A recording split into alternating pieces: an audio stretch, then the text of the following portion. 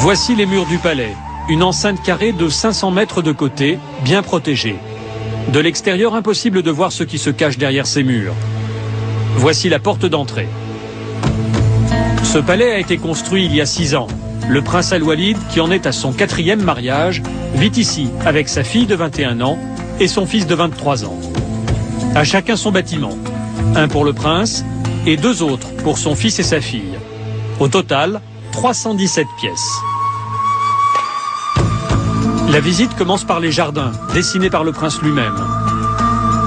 Il adore prendre ses repas en extérieur. Un jardin japonais, quelques rocailles, de quoi organiser d'agréables barbecues. Cette piscine se prolonge à l'intérieur du bâtiment de droite. C'est le jardin secret du prince Al-Walid, le hall africain. Ici, la lumière est jaune, c'est normal, c'est pour faire savane. Walid bin Talal est un passionné de nature et d'Afrique. C'est ici qu'il rassemble ses trophées, ses animaux chassés au cours de safaris africains.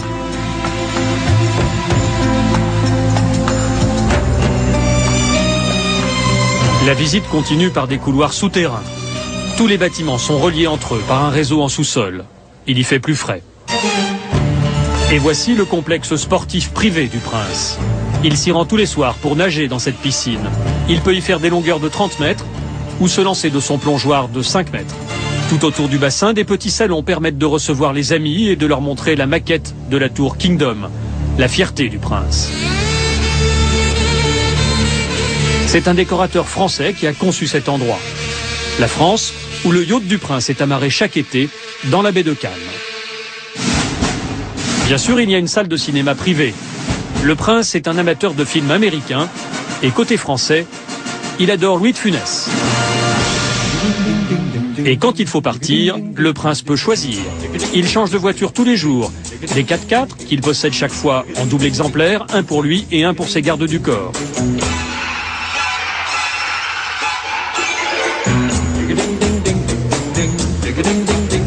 Celle-ci n'est pas en double, c'est la Rolls-Royce du prince. Surprise, ces 2 petites voitures coréennes, le prince est actionnaire de cette marque. Voici la sienne, avec sa plaque personnelle. Dernière étape de la visite, l'entrée vers les salons de réception. Régulièrement, le prince invite ses hôtes de marque, des membres de la famille royale, mais aussi des chefs de tribus venus de toute l'Arabie Saoudite. Et ce qui se dit dans ces salons a de bonnes chances de remonter jusqu'aux oreilles du roi. Notre visite s'arrête là.